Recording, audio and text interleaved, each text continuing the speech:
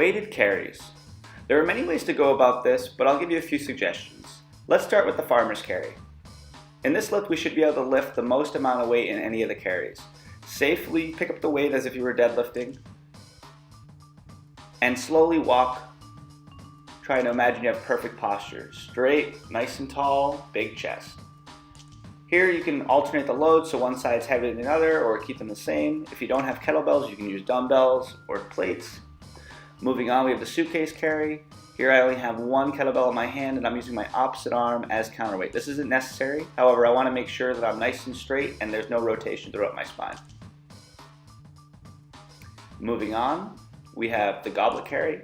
Here I hold it almost as if I'm going to do a goblet squat. It's a little bit more difficult staying straight in this position. You want to make sure you're not leaning back.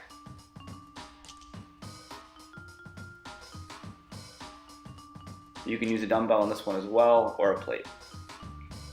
In the half rack carry position, it's a little difficult to see, but there's a straight line from my elbow to my knuckle. I'm trying to keep my elbow tight to my ribs.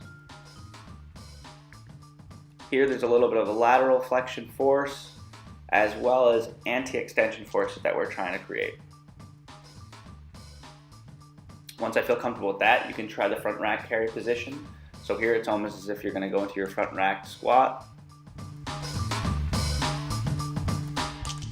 It's worthwhile to mention that it is a little risky getting the weight up into the rack, so make sure you're proficient with one dumbbell or one kettlebell before moving on to two.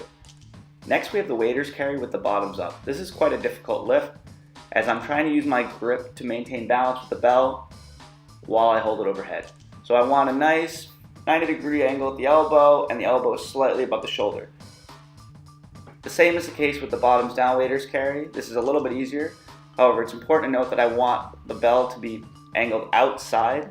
Alright, knuckles are still straight, but you're creating a little bit of external rotational force that you have to oppose, so using your internal rotators.